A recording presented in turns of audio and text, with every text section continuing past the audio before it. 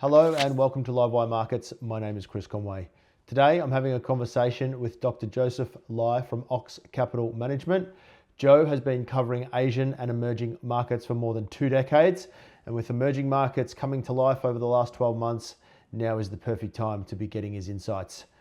Joe, great to see you. Thanks for sitting down with Livewire. Thanks for having me. You've written that 2026 could be a volatile year for markets, but also one full of opportunity. So big question to start with. What are 2 or 3 themes that you're paying attention to identify those risks and opportunities as you've talked about? I think it will be an exciting year. I mean, there are a few themes which I think are sort of not appreciated by the markets, which I think may be very relevant in 2026. It's often the case that things which are a little bit neglected, that actually turns out to be interesting. I'll go through them very briefly. The first one is the appreciation of the Chinese currency, the RMB. The currency has been appreciating almost every day in recent weeks. And I think because of what's going on elsewhere in the world, people are not really paying attention to that. That can be quite important for assets in particularly in Asia or China in particular.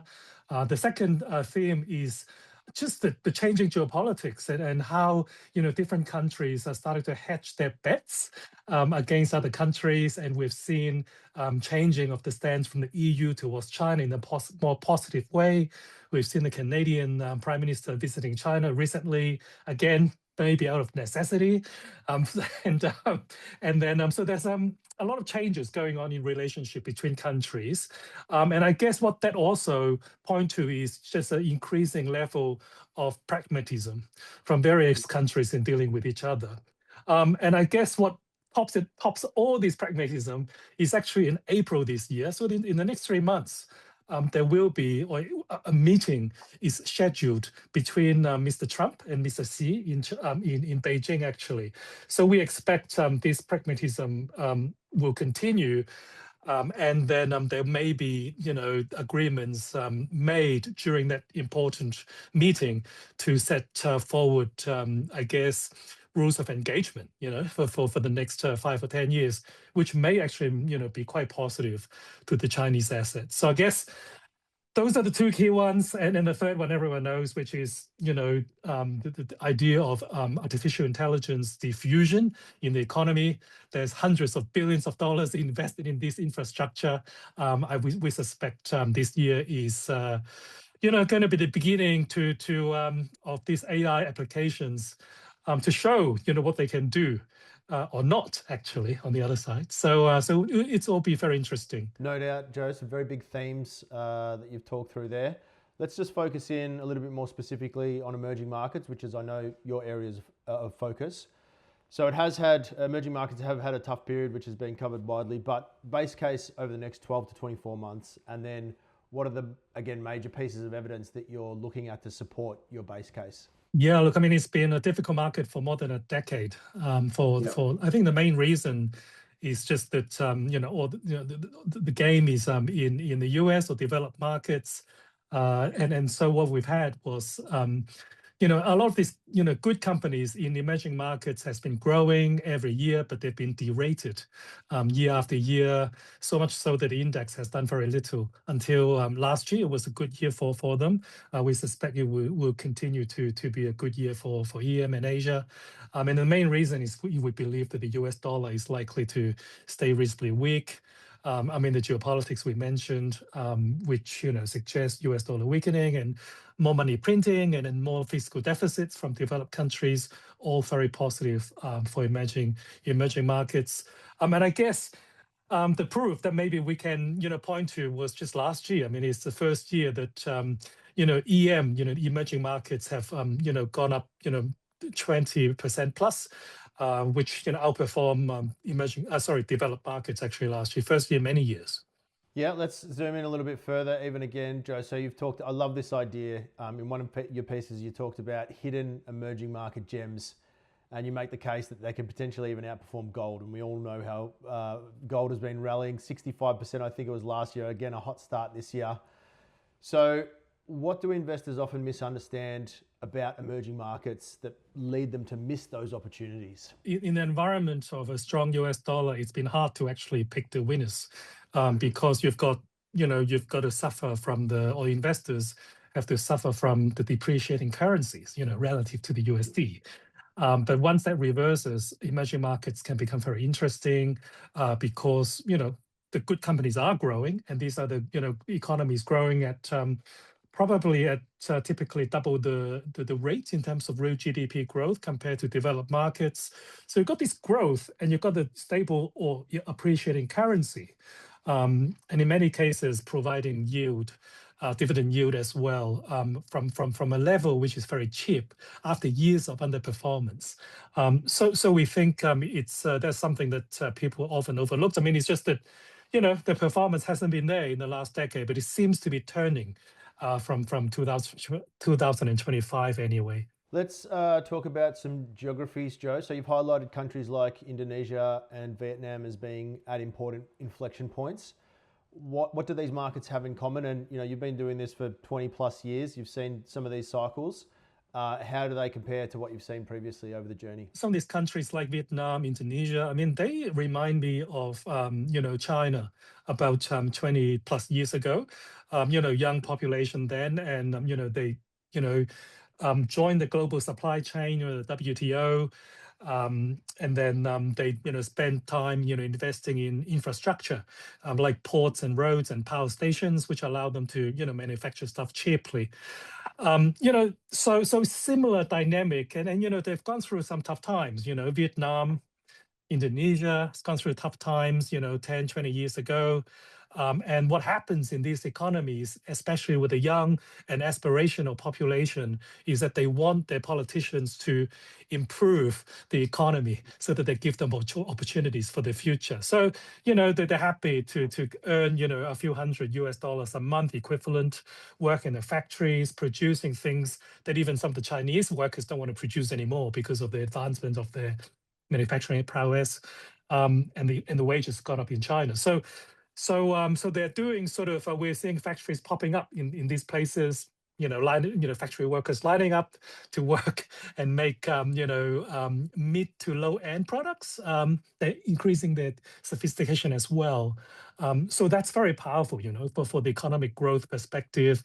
Exports growing, the income of the locals growing from a low base, infrastructure is happening. So these drivers are similar, to what we've seen in China, about 20 years ago. Joe, I'm just going to focus a little bit more on Vietnam for a moment, only because I was there in September and October last year, but I was also there a decade earlier, at the same time in September and October. So I was literally there 10 years apart, and like all those things you've been talking about, the rate of growth, the development, the number of cars on the road, the changing lifestyles, the young aspirational people wanting more of that, opportunity, or I guess what we have in the West. What's underappreciated about that story still today? Is it absolutely the manufacturing story? Is that what you're really leaning into? Yeah, I think so. I mean, it's manufacturing is a key part. I mean, there was a lot of concern with the tariffs, last year. But as it turns out that, even with the tariffs, I mean, they're the lowest cost producer for the manufactured goods. And at the end of the day, most people are paying similar level of tariffs to the US anyway. It's just become, there's very little differentiation whether you're friend or foe. So, so the exports booming, the exports actually booming. And then as a result, the consumption, gets pulled along as the workers getting paid more and more, infrastructure going in. These three horsemen, the exports, consumption, infrastructure spend, very powerful, drivers for growth. And the wages are still low, but it's growing double digits. So you can imagine, some there's sort of things happening there. Property market has improved a lot in the last 12 months, which propelled the market up a lot actually last year, and consumptions carry along with it. So it's a very positive story, still undertold. 90 million population. When I guess most people in the market are still focused on one trade only, and that's AI, particularly in the US. So that is interesting to cast our eyes further afield to see, what else is available, what valuation are we paying for these other opportunities, which may have been overlooked and I guess less obvious, to most. Yeah. Let's talk about some risks, Joe. So you've already talked about the US dollar and the need for that to remain low to help fuel emerging market growth like we had last year. What else might derail it, or might you be wrong about in terms of your outlook for 2026? Yeah, look, I mean, the world's uncertain, and Yeah. increasingly so. That's everywhere though, east, west, it doesn't matter. Yeah. Absolutely. So just watching these play out and being a little bit of a student of history, we're changing, it appears. I mean, from old paradigm of a rule-based order to one that's more imperialistic or where bargaining power of each country dictates what the outcomes are. So that can lead to a lot of uncertainties. What's happened to the federal budgets in various governments like US or Japan, which is topical at this moment. It's hard to ascertain. And so that can lead to periods of risk-offs in the markets. But I guess, I mean, even in those situations, the solution thus far has been to print more money. If in fact the bond yields out of control, let's get the central banks involved to see whether they can calm down the bond market. If the government needs more money, okay, can we print more to actually support the spending? So if that happens, it's actually quite US dollar negative, I think, ultimately. And it's good for gold, and it's good for commodities, I suspect. It's probably good for emerging markets. But you can have these periods of volatility. We can hedge the portfolio if needed. At the moment, it's actually reasonably resilient, even when people worry about the US or worry about geopolitics. It appears to be quite resilient. I suspect it is just the market saying, look, I mean, it benefits if there's more money printing. I suspect that's what's happening right now anyway.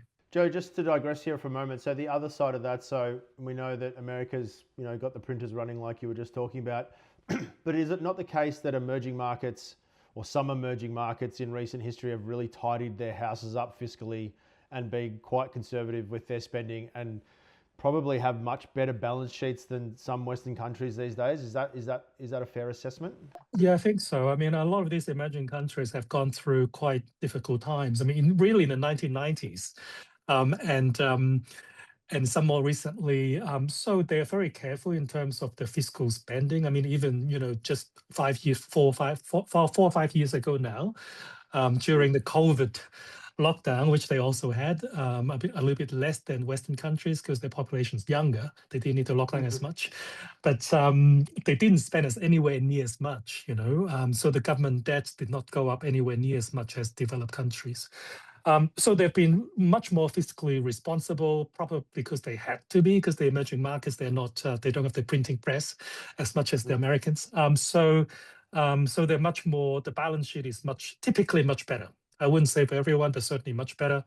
The one that stands out is that's a little bit not as good as China, I guess.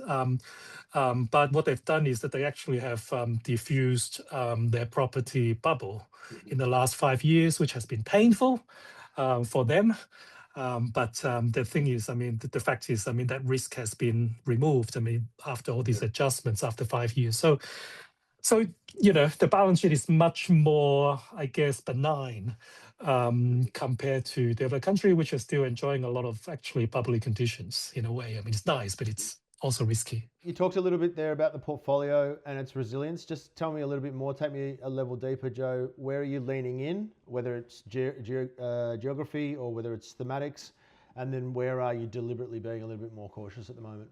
We own, as we mentioned, Indonesia, Vietnam. We think the long-term story is to be had. The valuation is still very, very cheap. And we can own, Indonesian banks with double-digit return on equity and 8% dividend yield growing, and that country is, I think, is very, very under indebted, under leveraged.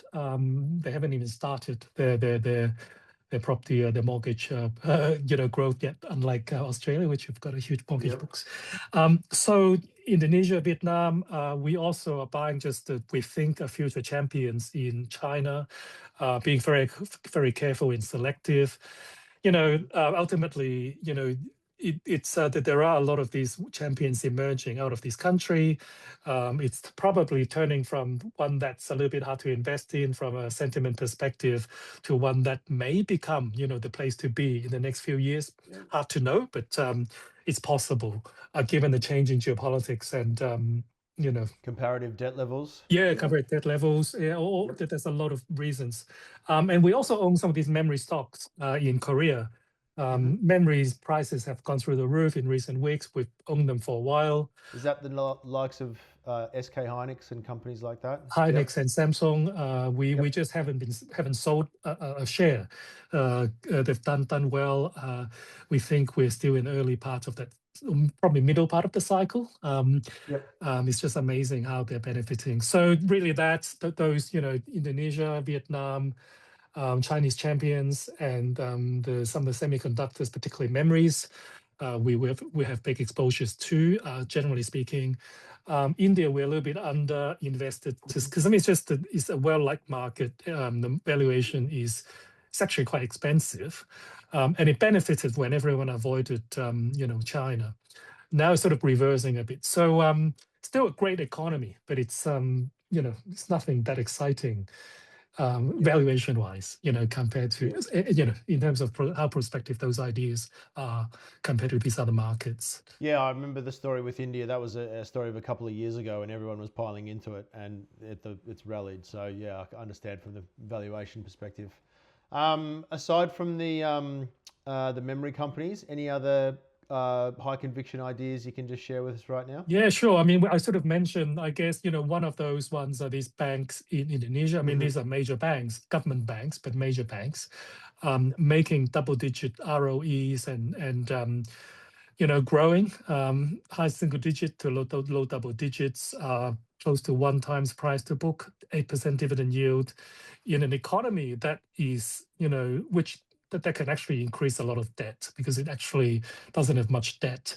And so these are banks like Bank Mandiri and Bank Negara. If you travel to Indonesia or Bali, I mean, you'll see them. I mean, they are, everywhere. They look decent or too good. And they've suffered a bit because Indonesia had a government election, and after the election, there's been a bit of a slack in terms of government spending, and government spending is a big part of the economy. So everything slowed down. It looked pretty bad, but these banks are not reporting, and we don't expect them to report bad debts or increasing bad debts. The book's clean. Very strong companies with a lot of runway for growth, and is completely sort of out of favor. They're rebounding a bit in recent weeks, which is quite pleasing. So we keep on owning them. Yeah. Sounds like now's the time for people to be taking a closer look at them. I think so. Yeah. Joe, last question. We talked about it a little bit earlier. It's been a tough period for emerging markets for a while. Started to show some signs of life. What's the key message for investors considering emerging markets in 2026 and beyond? What would you leave them with? Yeah, look, I mean, I think it's an area worth looking at. I mean, it's had a good year last year. We think it's just the beginning of a longer trajectory. When we did the history, looking in the long term, emerging markets have actually tended to outperform developed markets. I mean, last decade and a bit has been quite unusual. And I think that's mainly the USD and also a very special circumstance of, very, very low interest rates in the world. That's changing a little bit, and then the USD is weakening. So it's not dissimilar to the gold play that, with the weakening of the currency in the US dollar, money has to go somewhere. And I guess that's where, safety and the gold and also where the growth is, which is emerging markets. So it's interesting to look at in terms from a diversification perspective. Given the low valuation for the most of these markets, it's not a bad starting point. We'll see what happens this year. No doubt. Joe, thank you so much for sitting down with Livewire and having a chat. We really appreciate it. And thanks very much for your time also. If you enjoyed that interview, make sure to give it a like, and don't forget to follow our YouTube channel. We're adding lots of great content every single week.